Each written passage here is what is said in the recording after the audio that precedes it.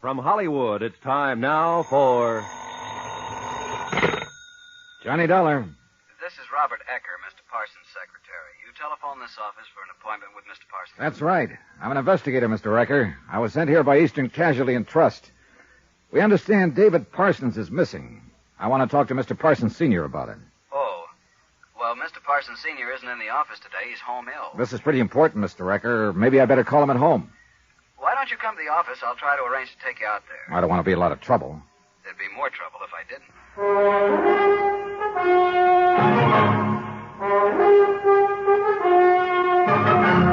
Tonight, and every weekday night, Bob Bailey in the transcribed adventures of the man with the action-packed expense account, America's fabulous freelance insurance investigator. Yours truly, Johnny Dollar.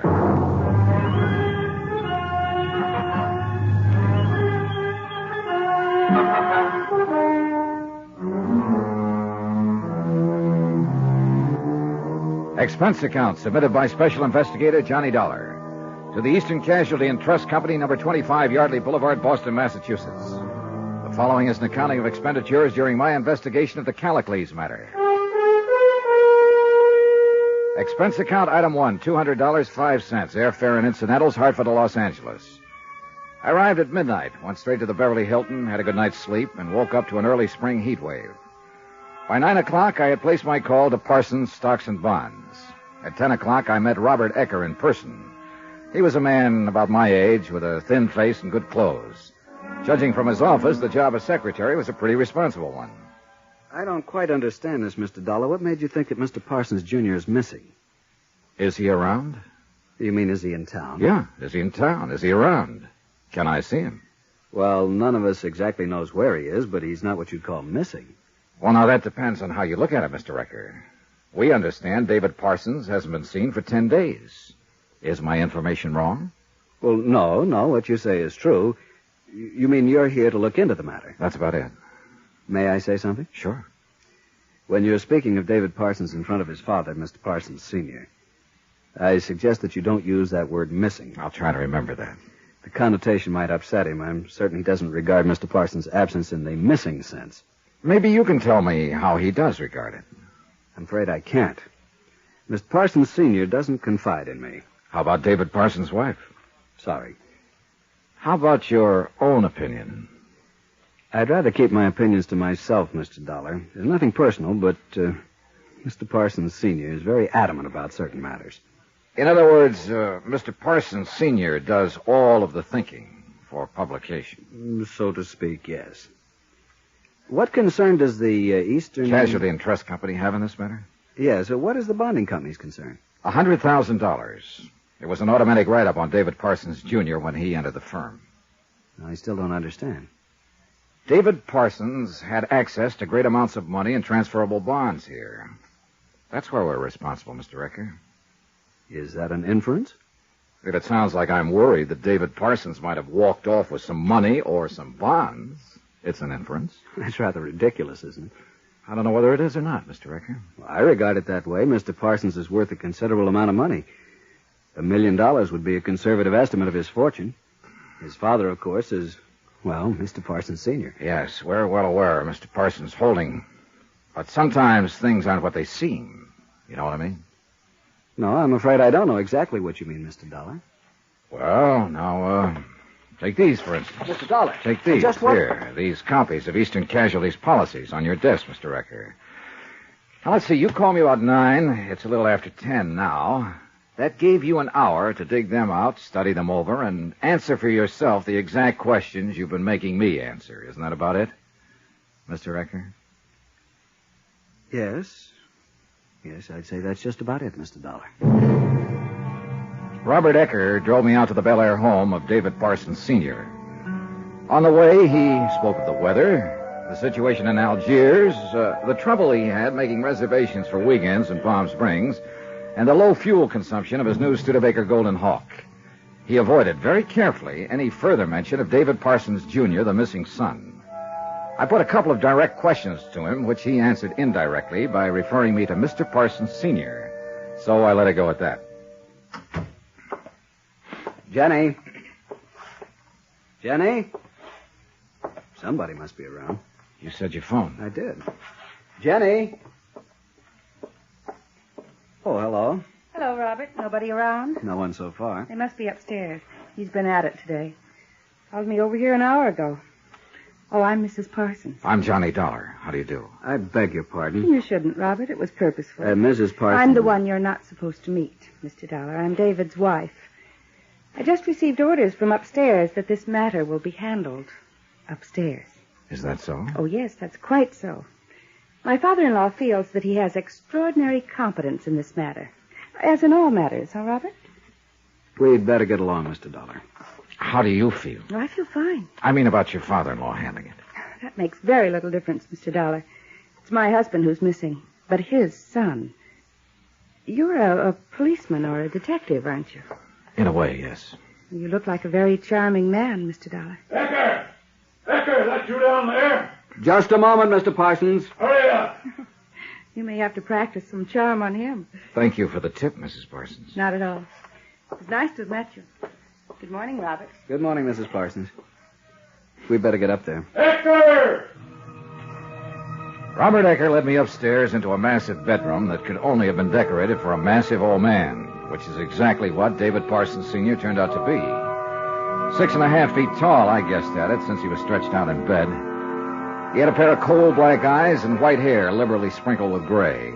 He spilled a briefcase full of papers and documents off the bed, punched his pillow around, and glared hard at me. What's his name? This is Mr. Dollar, Mr. Parsons. You see if he had any credentials? No, sir. Well, find out! Mr. Dollar. Sure. Here, look these over. I'll look them over. Hand them to me. Yes, Mr. Parsons. They could be forgeries. It could be a newspaper report or something like that. Go downstairs and use the hall phone. Call this company and see if they have anyone named Johnny Dollar working for them. Hurry it up. Yes, sir. Wait a minute.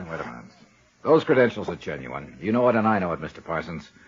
I'm not waiting around here while you call Boston and talk to someone there you won't believe either. Now, I'm at the Beverly Hilton. You call me when you've made up your mind to talk about this matter. Fine. Now get out. I got in town last night and contacted your office first thing. I wanted to talk to you about it first for several reasons. One, you're David Parsons' father. It's your company, not his, that can be jeopardized in a situation like this. Two, you seem the logical man to see to clear up the matter easily. Now that I've seen you, I'm not so sure of that. I'll have to go to somebody else. Wait a minute. What do you mean, go to somebody else? I mean, I'm not going to sit in a hotel room cooling my heels waiting for you to call me. I have to find out about this, and there are other people to talk to. Your son's wife, the whole household. They wouldn't let you in. The police, if I have to. I'd break you. I'd break you in half. Then I'd get pretty mad, and both halves of me would figure this thing out if it took $1 million years and $1 million. Ecker, Yes, sir. get out of here. Yes, sir.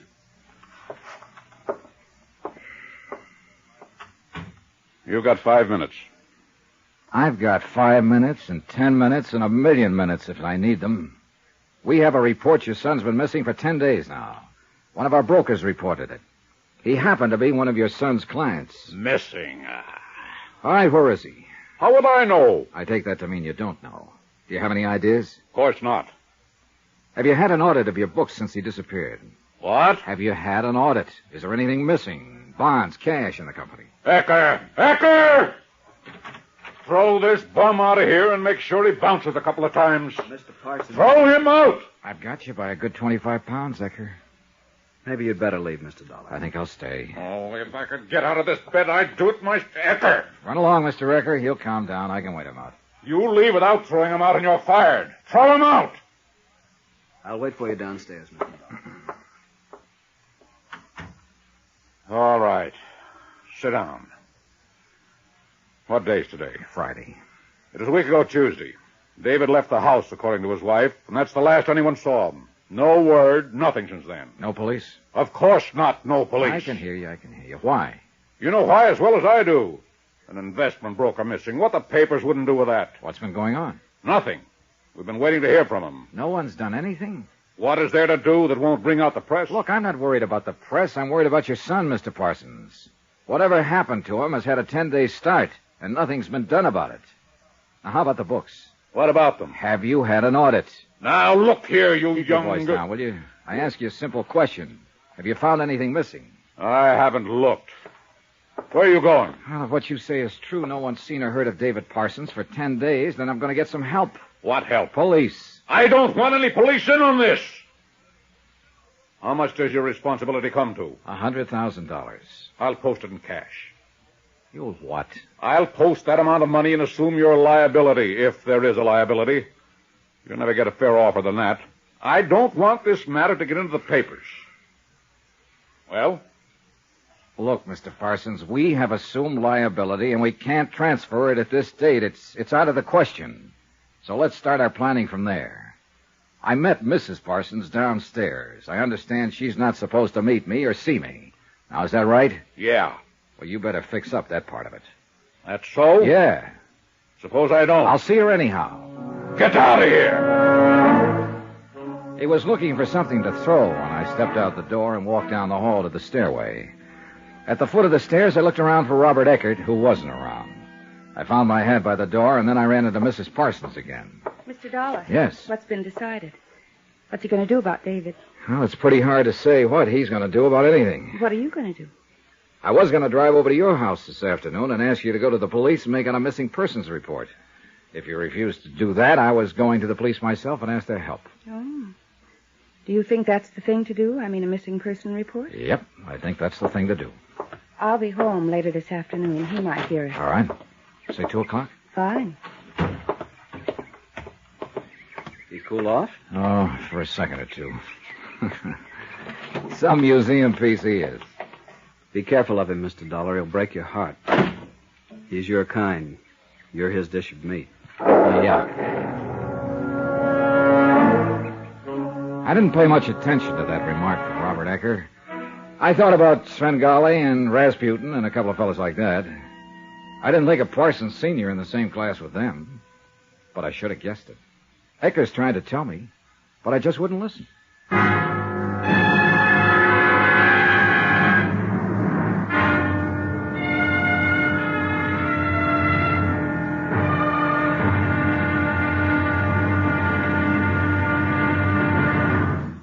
Now, here's our star to tell you about tomorrow's intriguing episode of this week's story. Tomorrow, some more facts about how the Earth swallowed a man. Join us, won't you? Yours truly, Johnny Dollar.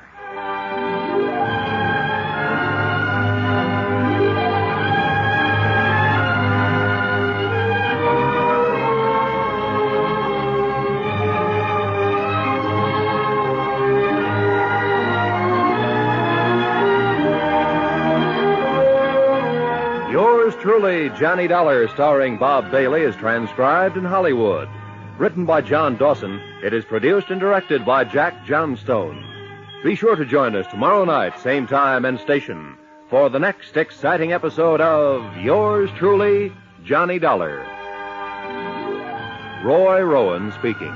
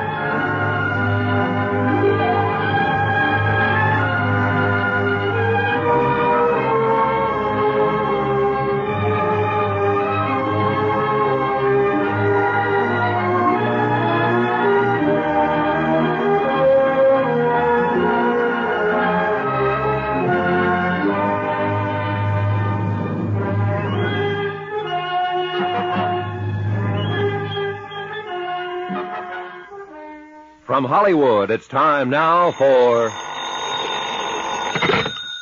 Johnny Dollar. This is Mrs. David Parsons. Well, I called Mr. Ecker, and he told me where you're staying. I was just on my way out to your home, Mrs. Parsons. Oh, I'd rather you didn't come to the house, Mr. Dollar. Couldn't I meet you somewhere? Well, sure. Better still, why don't I come by your hotel and pick you up? That'll be all right. 15 minutes, is that too soon? That's fine. Mrs. Parsons. Yes? Your father-in-law know you're meeting me? If he did, I think he'd kill me.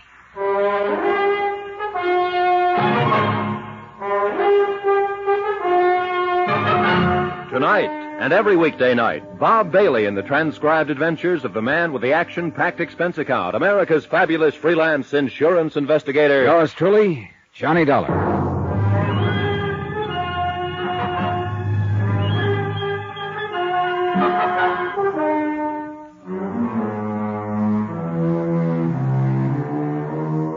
Expense account submitted by Special Investigator Johnny Dollar to the Eastern Casualty and Trust Company, number 25 Yardley Boulevard, Boston, Massachusetts. The following is an accounting of expenditures during my investigation of the Callicles matter. Item 2, $4.55, one long-distance phone call to Dave Blaine, Chief Investigator for Eastern Casualty.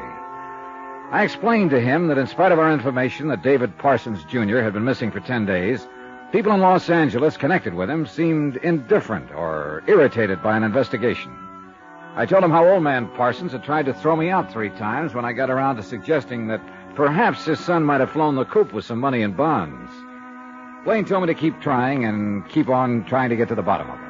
I took him at his word. It was a little after 2 o'clock when I saw Mrs. Dorothy Parsons pull up in front of the Beverly Hilton lobby. She wore a ribbon to hold her hair back in a convertible. A sundress showed off a pair of well-tanned shoulders. The dark glasses, the cigarette holder, and the smile did the rest in making her a very pretty woman. I suppose I look worried. I keep you waiting long? No, not at all. What's the matter? Oh, I don't know. Yes, I do, too. It just struck me. I'm here to see about your missing husband. Now it looks like we're going on a picnic. You don't have to wear sackcloth and ashes to do your job now, really, do you? Well, it sometimes helps on a job like this. You disapprove of me, don't you? I disapprove of everybody. I have to, Mrs. Parsons. All the time? Forever? Only until the thing's straightened out. Until you separate the chaff from the wheat, I suppose. Yeah. Where are we going? Well, I thought you might like a drive down to the ocean. I'd rather be facing you across a desk. You shan't do that, Mr. Dollar. I won't allow it. Stop looking so glum. How's that? Oh, I don't know. I just don't know. Would you feel any better if you faced me across a luncheon table? That's as close to a desk as I can think of. Yeah, let's try that out. I gave her what I could of a smile and let her think it over. She drove well, keeping her eyes to the road, both hands on the wheel. She was the careful kind. The rearview mirror was adjusted 2 or 3 times, looking for traffic cops. We went off Sunset Boulevard and onto the road that is set right by the ocean. The sun was shining. The air was warm. And I got to thinking, what business did I have worrying about a missing man on such a nice day? Oh. What is it? Come on. I'm tired of driving. Let's walk along that lovely strip of beach. Oh, now, wait a minute. Please, Mr. Dollar, please. It's such a lovely day and the air is so good. Walk with me. Talk with me. Just a little while, and then we can talk about all these other things, please.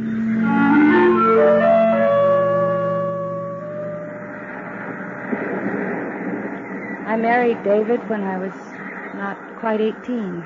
He was almost 30. You see, that was 14 years ago. 14 years. Go on. He joined his father's firm, and he's been there ever since. We live well, socially, economically. I guess I belong to the Keep Your Social Position in Mind club, don't I? I don't know.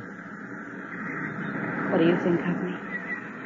I met you today to talk about your husband, Mrs. Parsons. But I've been talking about my husband. I told you about meeting him, about being married to him. What else is there to tell? Now tell me about missing him. What can I tell you about that? Well, where he is, for one thing. I don't know. Any ideas? No, none. You're so pretty, I almost believe you. Oh, you are a human being. But I don't believe you. I don't care. Tell me how pretty I am. I don't understand you. I didn't understand your father-in-law. David Parsons is missing. No one wants to talk about it, do anything about it, make any moves. Now, what is this? You're cross with me now. Yeah. For some reason, I'd assume you'd want me to talk to somebody about your husband. You'd want to talk to somebody, too, that you'd want him back, want to know if he's well, if he's in trouble. And what happens? You spend an hour on a sunny afternoon showing me your best profile, doing everything but getting down to the business at hand. I don't get it. I'm sorry. I guess I don't blame you. What is it you want to know? When did you see him last? Last Tuesday morning at breakfast at home. Tell me about it. There's nothing to tell, really. He ate his breakfast, read his paper, put on his coat, kissed me, and left. I called his office at noon about something or other, and his secretary told me he hadn't come in. I really didn't know he wasn't around till Wednesday afternoon, late. How's that? Well, Tuesday night, I went out with friends. Wednesday, I slept late. I presume David was in bed when I came in. I didn't look in his bedroom. Wednesday afternoon, Mr. Ecker called and asked to speak to David. Mr. Ecker told me David hadn't been in his office all day Tuesday. I checked his bedroom, and his bed hadn't been slept in Tuesday night, so I called my father-in-law. Why didn't you call the police? Why should I? It only seems reasonable to me. Go on. Mr. Parsons told me not to mention the matter to anyone, that he'd take care of it. He hinted... Oh, I'm bad at this, Johnny, because you have no idea... Well, I mean, Mr. Parsons Sr. doesn't hint. He's a very blunt person. I met him this morning, yeah. But I'll say he hinted that David might have gone off with someone else. I see. Has he ever disappeared before? Oh, yes, many times. When was the last time? Oh, last fall. For 3 days he was gone, and before that it was in the spring. He was gone for a matter of 5 or 6 days. When he came home on these occasions, what did he say? What did he do? Nothing. Oh, no, I can't believe that. I mean, if he's gone a few days without leaving any kind of word, when he returned, he must have had some explanation for it. Oh, I suppose he did. He might have said something about getting even. I don't recall. Look at me. Now, this is serious. I'm looking at you. You said you've been married to him 14 years. You said he joined his father's firm shortly after. Yes. What did he do before that? He studied and traveled. Didn't work? Well, he wrote or something. I don't know. What kind of a man is he? He's David Parsons, Jr. He's impeccable, brilliant, and honest. As a husband? Aren't you overstepping yourself somewhere? A lot of personal questions will have to be answered about him by someone. He's a very devoted husband and father. Except for those times when he disappears. Except for those times, yes. Do you suppose he'll reappear this time? Yes, of course. Why? Don't you? He's your husband, not mine. Wind's coming up. Yes. Feel like some lunch? I feel very much like going home. All right. Mrs. Parsons. Yes. Did you expect me to make love to you out here this afternoon? What kind of a question is that? It's to the point. Did you? Yes. Why? It's not a nice question to ask me. I think sometimes I'm quite attractive. I think you must be attractive all the time. Thank you. Why didn't you kiss me? We, don't have to go into that. Unless, of course, you want to tell me why you stalled me all afternoon. Do you? Touché, Mr. Dollar. One thing more. When I spoke with you earlier, you asked my advice in this matter. I advised you call the police about your husband. Did you? You know I did. I also advised your father-in-law to do the same thing. He said he'd kill me and himself before he'd call the police in. You said, or I thought you said, you'd call him in anyhow. That you were concerned about your husband and wanted him found. Did I get that wrong? I don't want any police, Mr. Dollar. I don't think they're necessary. David will come back. No police. What made you change your mind? Your father-in-law? You said you only had one more question. I lied. I've got 1,000 questions. I should call home. Come on. We walked up to the highway and climbed back into the car. She drove to the nearest filling station and public telephone booth. I waited in the car while she made a phone call. Some high school kids drove up in a jalopy in sweatshirts and jeans. They waved 10 pounds of wieners at me for no reason at all and asked me if I'd like to go on a wiener fry. I told them no. An old man with a bamboo fishing pole came in. He dropped a soggy gunny sack on the pavement while he disappeared around at the back. I went over and peeked in. 3 pretty good-sized perch smelled out at me. I looked off at the ocean, just in time to see a pair of surfboard riders catch the creamy top of a roller, climb up on their feet, and wave to their girlfriends sitting in the sand. Nothing was wrong with the world. Nothing at all. Life was going on just fine. David Parsons, Jr. had been missing 10 days, and nothing was wrong at all. I lit up a cigarette. What difference did it make if a man was missing 10 days? Not a bit. Especially to his wife, who looked her prettiest when she told me practically nothing about his disappearance. The ashes fell on my lap. I'm sorry I took so terribly long, Mr. Dollar. I had to call my father-in-law's home, too. There was a message for me. Look, I'm afraid I'm going to have to go over your head, your father-in-law's head, everybody's. When I get back in town, I'm going to tell the police about this. I just decided while I was sitting waiting for you. There won't be any need for that. Huh? David's come back. What? He's home. Now, that was the message. He'll be there when we get there. You see, all of your worry was for nothing. You and I, we could have had a perfectly lovely afternoon if we'd known this, couldn't we? If you say so, Mrs. Parsons.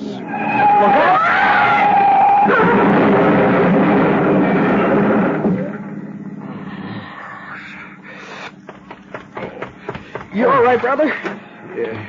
Yeah. Oh, take it easy. Better give me a hand with her. Can somebody call an ambulance? Yeah, sure. You take it easy. I'll take care of her until... What is it? I'm sorry, mister. She's dead.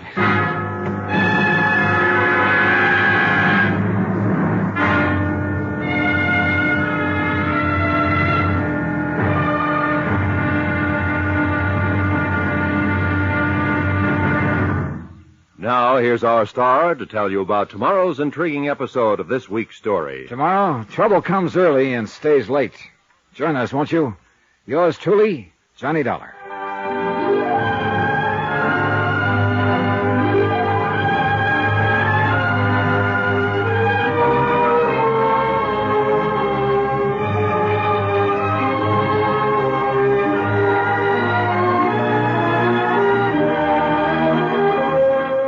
Yours truly, Johnny Dollar, starring Bob Bailey, is transcribed in Hollywood. Written by John Dawson, it is produced and directed by Jack Johnstone. Be sure to join us tomorrow night, same time and station, for the next exciting episode of Yours truly, Johnny Dollar. Roy Rowan speaking.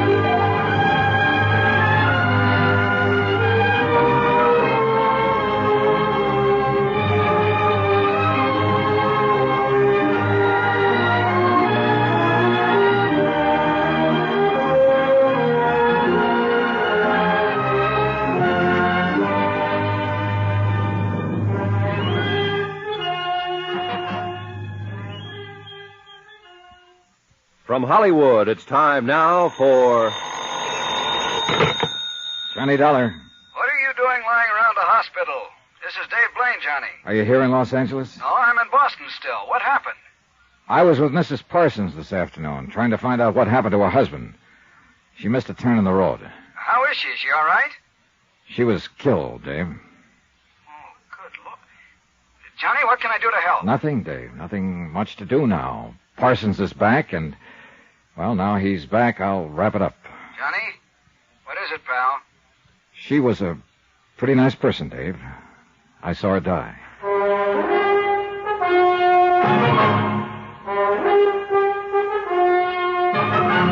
Tonight, and every weekday night, Bob Bailey in the transcribed adventures of the man with the action-packed expense account, America's fabulous freelance insurance investigator. Yours truly, Johnny Dollar.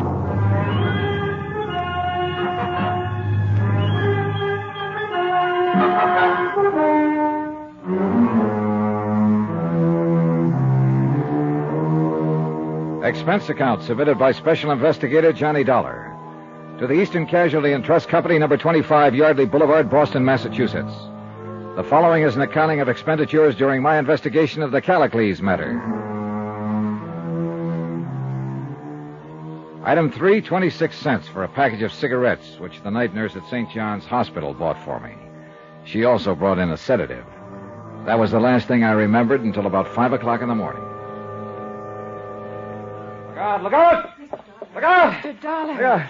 Here. Hey. Here. Oh. You got a bad dream. Yeah, I guess. You just lie down. You You need some rest. Yeah. Can I get you anything, Mr. Dollar? Some water? No, sister, no, thank you. What's your name? I'm Sister Amadea. You weren't here when they brought me in. No.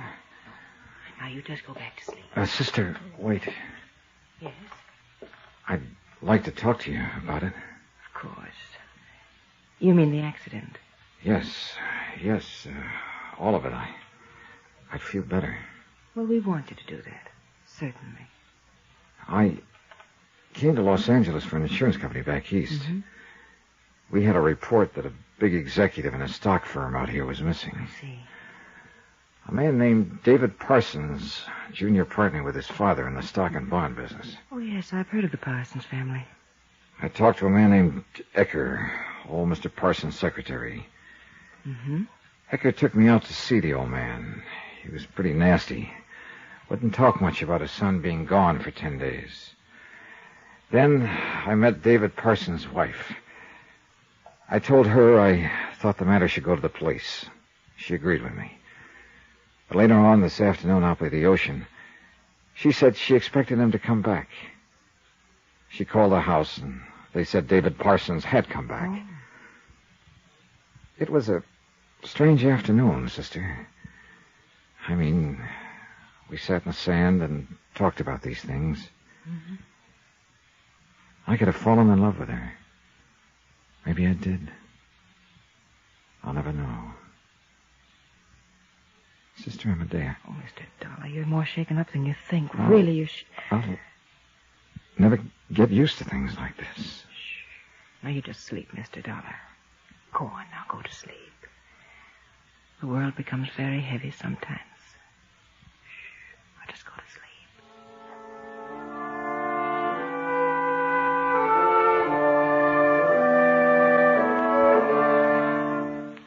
Item 4, $14.95, one night in the hospital.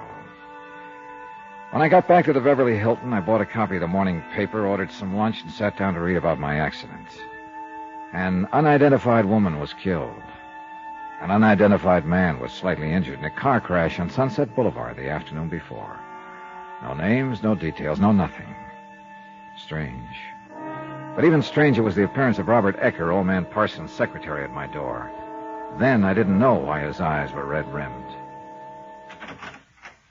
Hello, Dollar. How do you feel? Oh, all right now, I guess. Come in. This whole thing's pretty terrible, Dollar. I just stepped up to see how you feel. Is there anything I can do for you? No, nothing, thanks. Mr. Parsons wanted you to know that he's concerned for you. Tell him I'm okay. How are things there? Young Mr. Parsons is pretty broken up. He's really back then. Oh, yeah. Well, then, I'm just about through out here. Could I see him? Mr. Parsons thought you'd want to. Yes.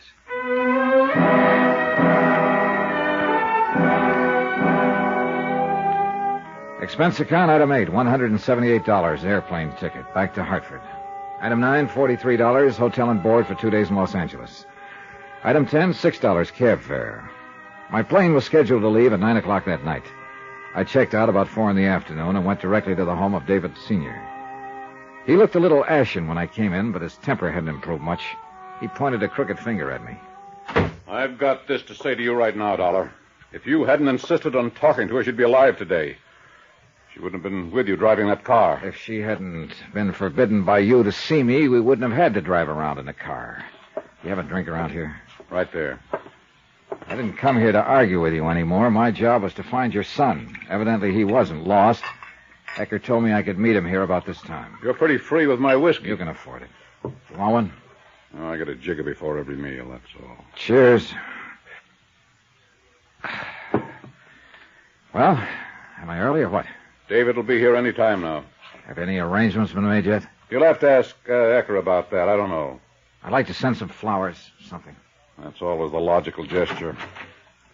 This is Mr. Dollar, David. Come in. It's my son, David. The man in the black suit wasn't what I expected in the way of David Parsons, Jr., somehow.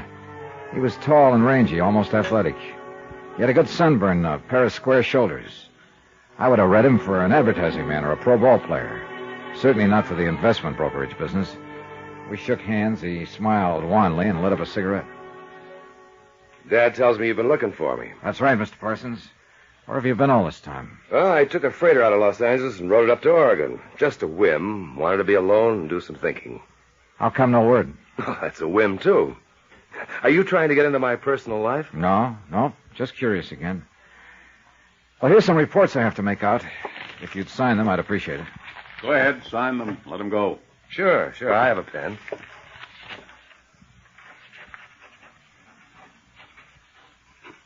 Okay? Fine, thank you. Satisfied, Dollar? Completely.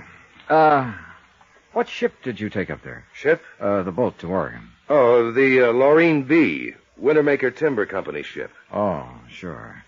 Well, I'm glad you're okay. Thank you for your cooperation.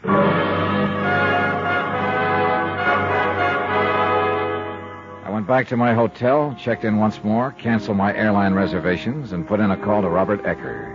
He wasn't in his office. A little arguing got me his home number. No one answered. I went out and spent $25 item 8 to rent a car. I drove it over to Ecker's apartment address. He wasn't in, so I waited. A half an hour later, he drove up, ran into his apartment for about a minute and a half, came back out and got into his car. When he pulled into traffic on Wilshire, I was one Buick behind him. He finally stopped at a place on Olympic Boulevard, the Parkway Funeral Home. I waited 5 minutes and then walked in. Robert Ecker stood in a semi-dark room, hands folded before him as if in prayer. He was looking down at the body of David Parsons' wife. Hello, Ecker. Hello. Came by to pay my respects. Sure. Who is she, Ecker? What was that? Who's this girl? She isn't Dorothy Parsons, I know that much. Who is she? We better talk about this. Yeah. Yeah, we better talk. Her name's Ellen. Her name was Ellen Myers. We're going to be married. I'm sorry. She was one of those lonely people that you find in this town. I mean, she worked a bit in pictures and drew and painted a little bit. I don't know how I met her. I just know that she was fresh and lovely, and she'd do anything for me. Or for old man Parsons. For me. She was mine. Everything else is his. She was mine. He blew up the other morning when I called up and said you were in town looking for David Jr. He said we had to steer you out. He didn't want you talking to anybody. So he arranged that she'd be there posing as Mrs. Parsons. He asked me to get someone. She was delighted with the idea. It was kind of a little game for her. Where's the real Mrs. Parsons? Home, I guess. I don't know. I'll find that out. Now, tell me who's the guy I shook hands with this afternoon who said he was David Parsons, Jr. I don't know his name. Someone the old man hired to play the part for him. Then David Parsons is still missing. Yeah. Why all the cover-up? Why doesn't the old man want him found? He does want him found. He wants him found in the worst way. He's He's been turning the country upside down looking for him for a week now. There's something like 23 operatives from a private detective firm looking for him, but he doesn't want it to go to the police. He wants it out of the papers at all costs. Why? Parsons is going to merge with Little and Tennyson. You've heard of them? Yeah. The old man's got to take it easy. Heart attack.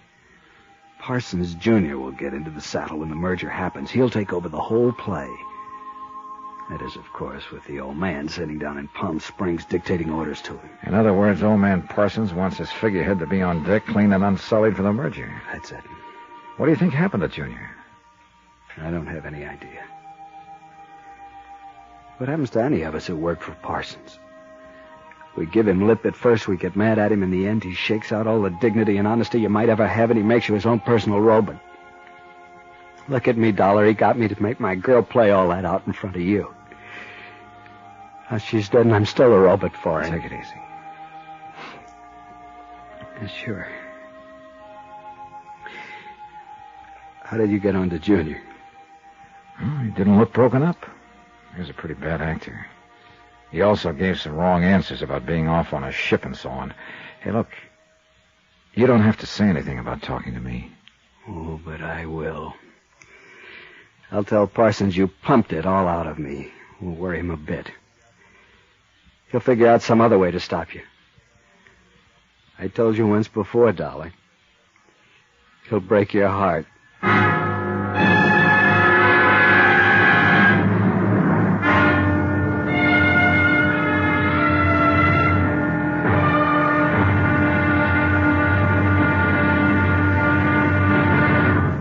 Now, here's our star to tell you about tomorrow's intriguing episode of the Callicles matter. Tomorrow, we find out that Callicles was a Greek.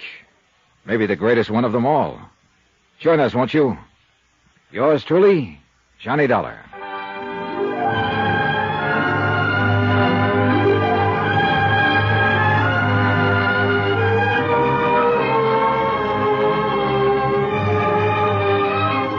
Yours truly, Johnny Dollar, starring Bob Bailey, is transcribed in Hollywood. Written by John Dawson, it is produced and directed by Jack Johnstone. Be sure to join us tomorrow night, same time and station, for the next exciting episode of Yours truly, Johnny Dollar. Roy Rowan speaking.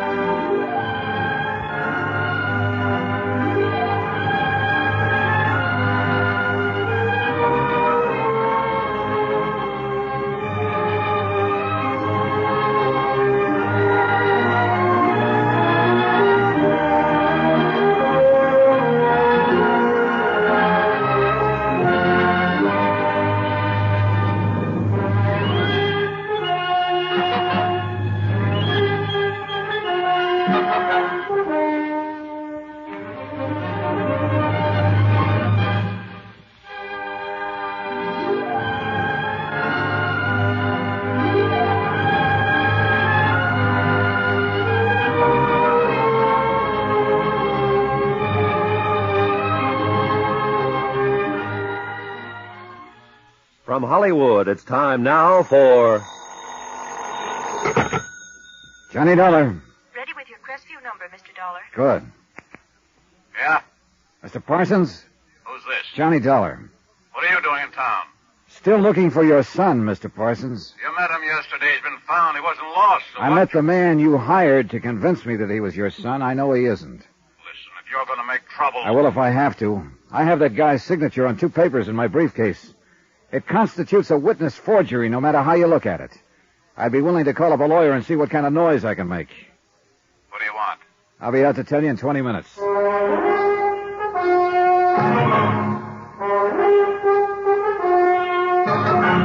Tonight, And every weekday night, Bob Bailey in the transcribed adventures of the man with the action-packed expense account, America's fabulous freelance insurance investigator. Yours truly, Johnny Dollar.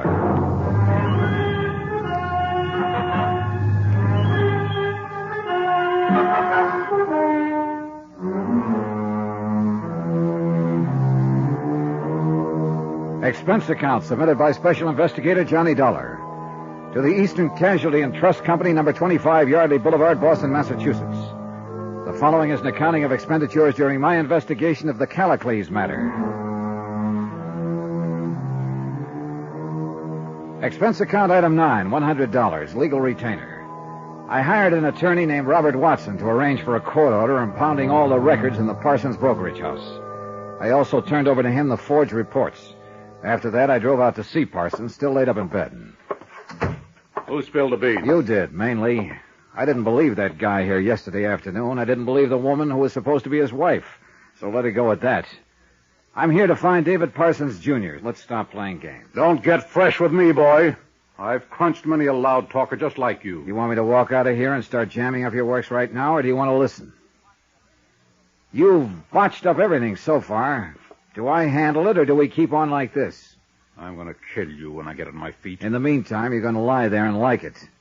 I came out here to find your son. You arranged to throw me off his trail by hiring a woman to play his wife and a man to appear and pretend he was your son. Let's take it from there.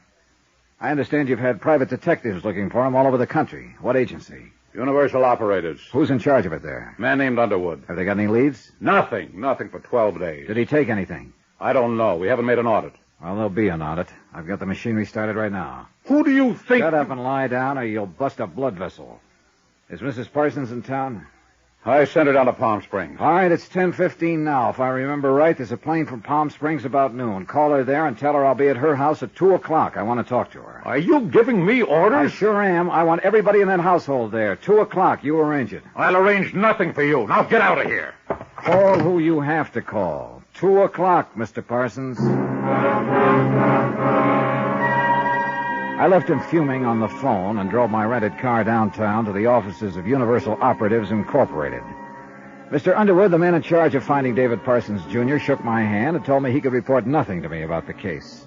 I asked him to phone old man Parsons, which he did. That changed his mind. He broke down and gave me an hour-long story on what they'd done to locate the missing man. When he was finished, it came out the same way. They'd run into blank walls everywhere. They had no idea where David Parsons might be. I told Underwood he and his staff were fired and that Mr. Parsons would confirm it. I left him fuming on the phone. Expense account item 10, $4, 2 drinks and lunch, all alone. After that, I drove over to the residence of David Parsons, Jr. Mrs. Parsons was a tall, graceful woman in her late 30s, settled on a sofa in front of the fireplace. The clothes she was wearing, the house itself, the appointments of the formal room, all suggested a well-run, well-kept sort of life. I've answered so many questions from those private detectives. I'm sorry to put you through it all again. You must operate in a rather high-handed manner, Mr. Dollar.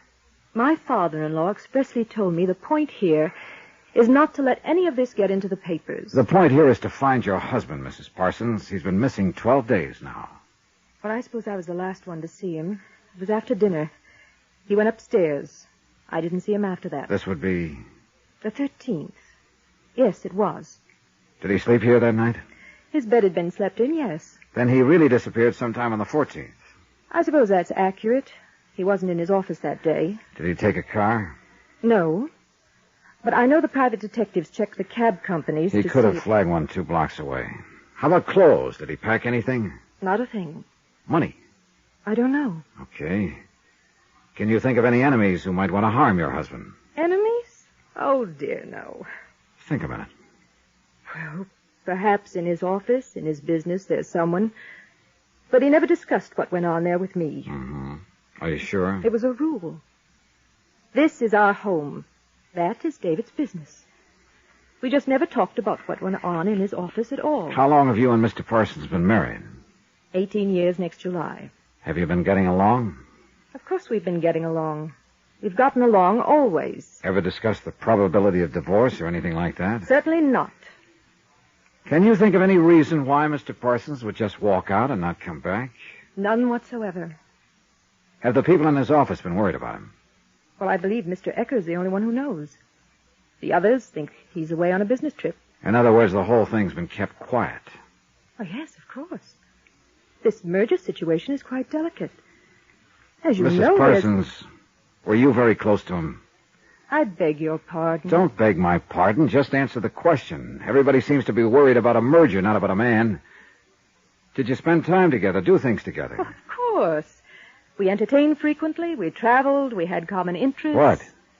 Well, home, of course. What else? I don't know what you mean. Did you enjoy each other, go out together, have fun? Oh, really? Did he have a hobby? Well, yes, sort of. David liked to read and write a little. He fancied himself a scholar along some lines. What lines? Literature. Of course, it was just an indulgence. Where did he indulge himself? He had a small study upstairs. Would it be possible to look at that room? Oh, yes, I suppose so. All right, I'll get to that in a minute. Mr. Parson, drink very much? Cocktails before dinner, maybe 2 or 3 after. Ever any long drinking jobs on the town? David never went off and drank, if that's what you're trying to find out. Oh, that's what I'm trying to find out. Is he in good health? Yes, perfect, I think. What's the name of his doctor? Stanley Warner, Dr. Warner. Okay. How about his attitude? What do you mean? What kind of man is he? Quiet, loud, what? Well, I'd say David is, and always has been, a very quiet person. Like his work? Of course, he loves it. His home? I'm terribly afraid there's a great deal of insinuation in these questions you ask, Mr. Dollar. What have you been doing in Palm Springs? Resting. Got a boyfriend? Mr. Dollar. Have you? I resent that very much. Naturally, with my husband here, I go out with friends there. David knows about it. He have a girlfriend? You're being ridiculous. No, you're being ridiculous. What? You sit here and describe the kind of association a man has with a drug clerk who sells him cigarettes, and you call it a marriage. Your husband disappears from the face of the earth, and you romp off to Palm Springs, forgetting all about it. You're insulted when I ask you what's wrong. You're hurt when I ask you how come, and you're annoyed when I mention it. What on earth do you want me to do? File a missing persons complaint right away. Get some help in here if it isn't too late. Too late? It could be, lady. It just could be you and your father-in-law have fooled around too long. She made the call. A half an hour later, 2 detectives from the Missing Persons Bureau were out here gathering facts. I tagged along. They questioned Mrs. Parsons, the servants. They examined the study as well as his bedroom. From all they could gather, David Parsons had nothing but the clothes on his back when he disappeared. By mid-afternoon, the police had started on old man Parsons and gone downtown to question the members of David Parsons' office force. The district attorney moved in quickly and negated my court order, impounding the books and records for a careful audit to determine if any money or bonds were missing. They promised to keep me informed. I went on my own. Come in, please. Dr. Stanley Warner had a 4-suite office on Wilshire Boulevard. He was a big graying man who looked as though he played a lot of golf and drank a lot of whiskey when he had the chance. I told him about Parsons being missing and asked for some details. Well, according to my records, I examined him the 1st of last month. He was in good health. Excellent for a man of his age and responsibility. Could you explain that, Doctor? No, I was thinking only by comparison. David Parsons is 40 years old. He's held a position of tremendous responsibility for many years. For a lesser man or for a frailer man, the incidence of organic disturbance in this age area increases considerably. David Parsons' case, that didn't seem to hold true. Doctor, are you talking about the pressure from his father? You know the old man. Mm-hmm. I'm talking about that, yes. He cracked up a lot of people. How do you suppose David Jr. escaped? He knew how to escape, at least for periods of time, get a complete rest. Was there any indication or any reason whatsoever when you examined him to suspect that he might suffer from some sort of mental trouble? No. I'd say that when I examined him, he was in excellent mental shape, too. I see. Did you ever meet him outside the office? Socially? Yeah. Yes. Both belonged to the same country club. Played golf with him several times, seen him at dances, other affairs. Mm-hmm. He and Mrs. Parsons strike you as a happy couple? I'll answer that by saying that happiness is intangible. I envied him, though, not because of his wife, you understand, but because with all the requirements that were made of him, He was still a gentle, decent man. You ever appear with other women? Not that I know of. Did you ever have occasion to talk with him with his hair down? Once. Startled me at first. I was aware that he was a man of education and culture, but I was quite taken aback by his ability to quote the classics. Seemed incongruous somehow. I remember this day we met in a club. We had a drink. I don't think anyone was there except the waiters. I was talking to him, and suddenly he dropped off the conversation. He stared ahead, and then he began to quote a Greek, Callicles. Callicles? Yes. I was so impressed by the passage, I took the trouble to look it up myself and write it down. I have it here. Yes. Here. I can still see him quoting that word for word. Read it. But if there were a man who had sufficient force, he would shake off and break through and escape from all this. Go on, will you, please? He would trample underfoot all our formulas and spells and charms, and all our laws which are against nature. The slave would rise in rebellion and be lord over us, and the light of natural justice would shine forth. When did Parsons quote this to you, Doctor? Monday. The day before he disappeared.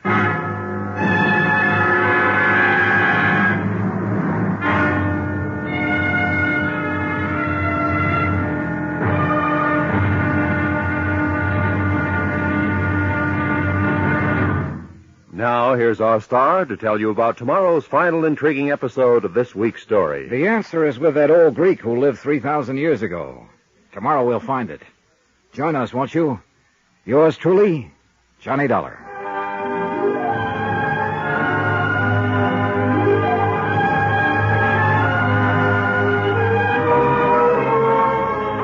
Yours truly, Johnny Dollar, starring Bob Bailey, is transcribed in Hollywood.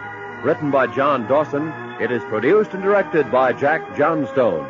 Be sure to join us tomorrow night, same time and station, for the next exciting episode of Yours truly, Johnny Dollar. Roy Rowan speaking.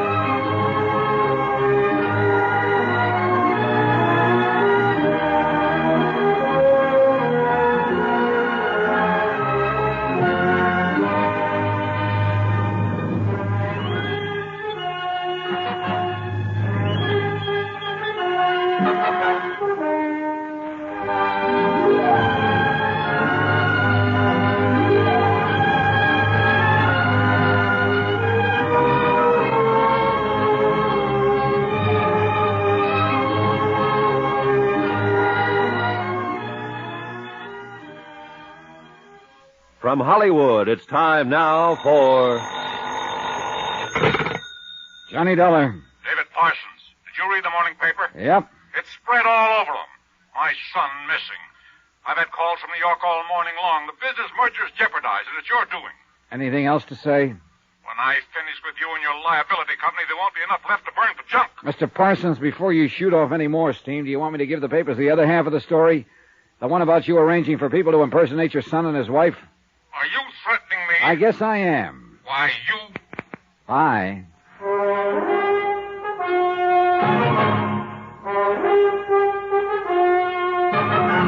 Tonight and every weekday night, Bob Bailey in the transcribed adventures of the man with the action-packed expense account, America's fabulous freelance insurance investigator. Yours truly, Johnny Dollar.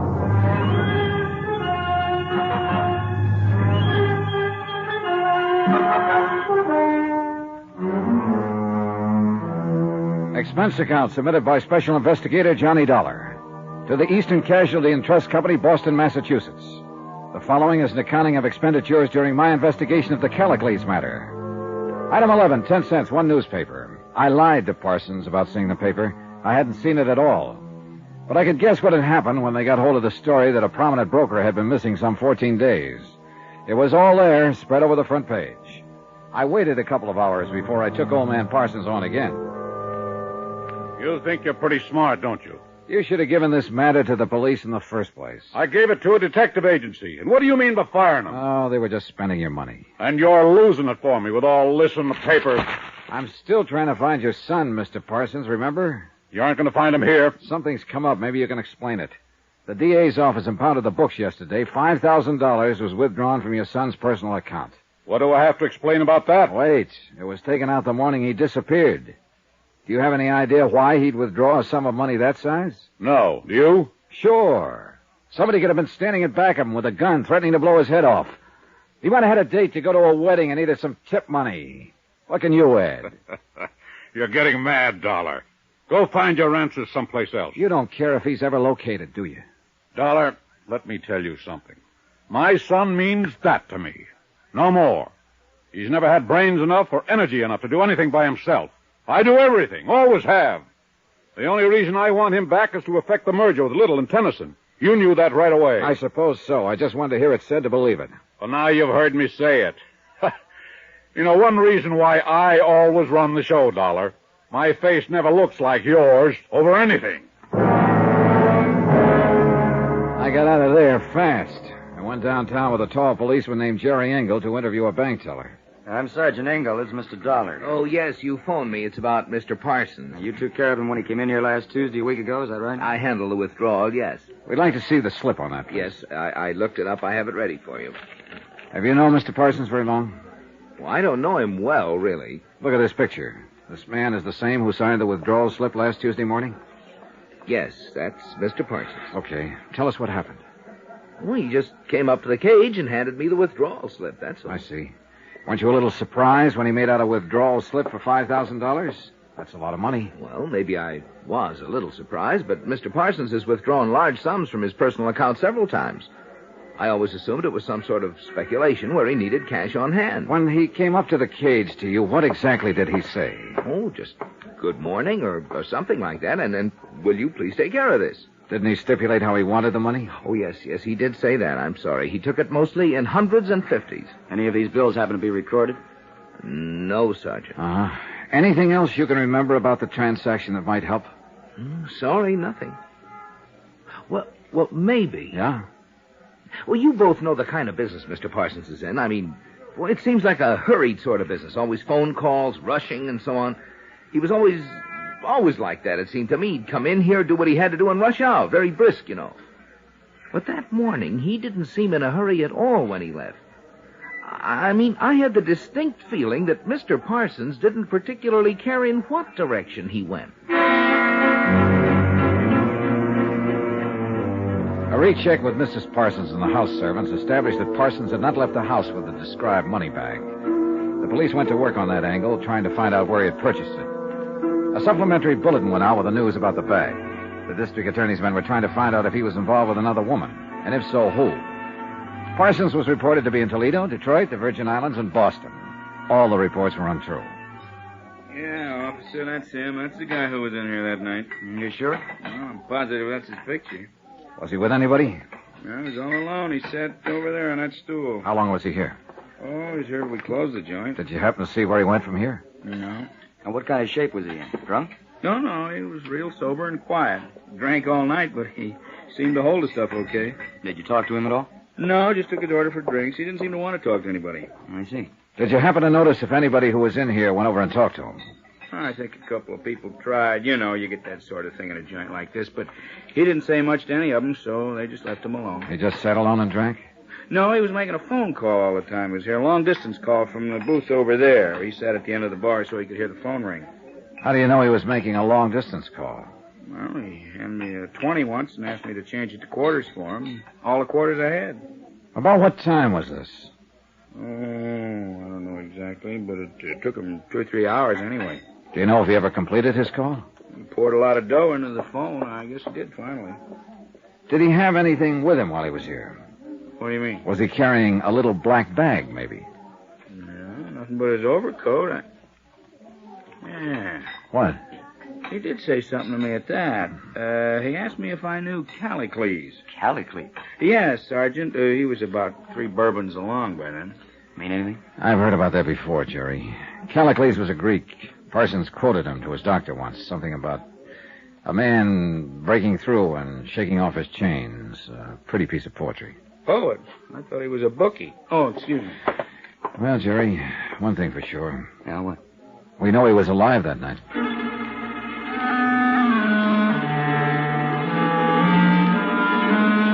Jerry Engel started a check with the telephone company.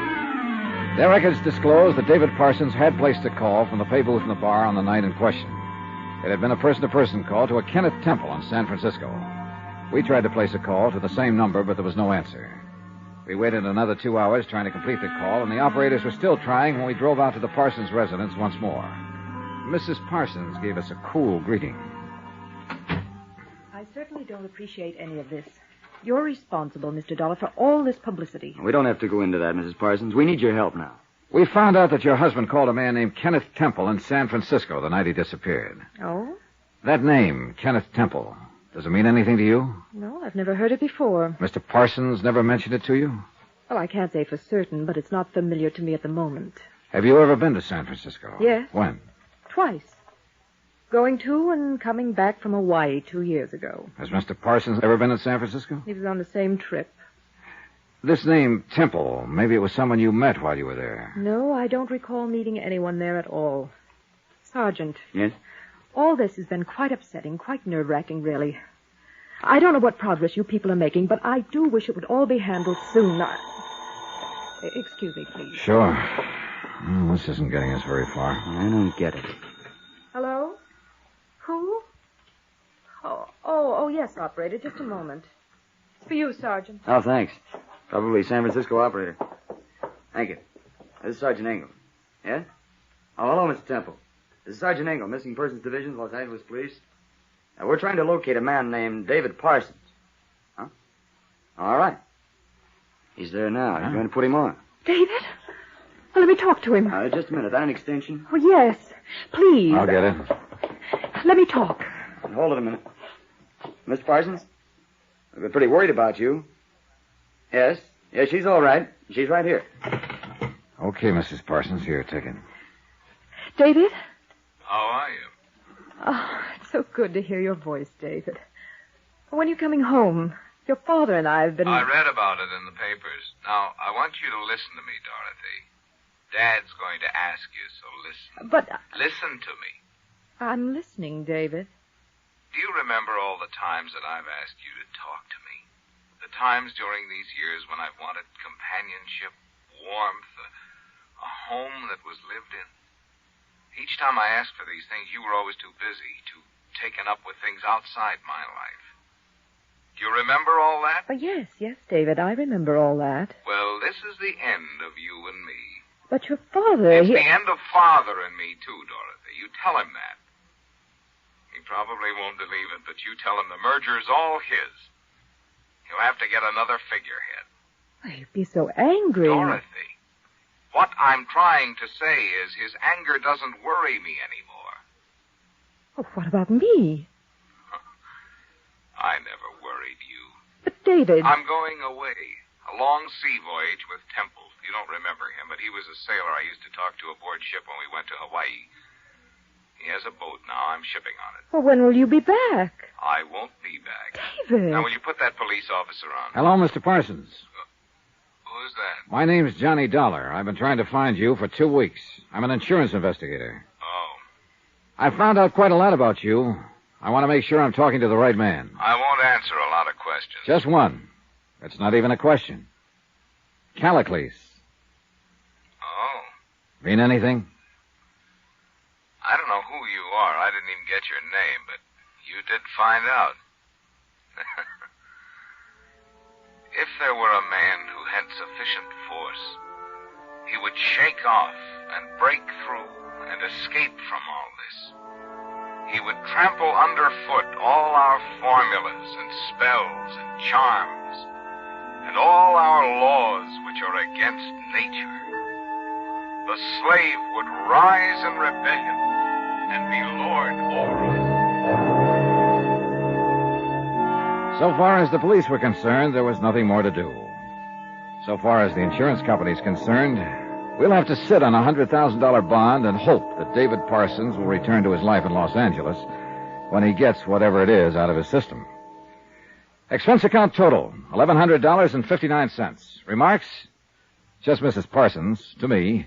She asked why he never talked about this to her. I told her he did. No one ever listened. She didn't understand that either. Yours truly, Johnny Dollar.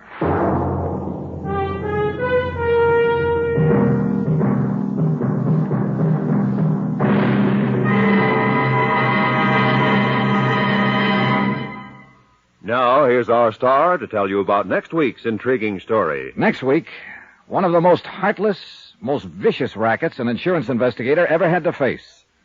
Join us, won't you? Yours truly, Johnny Dollar.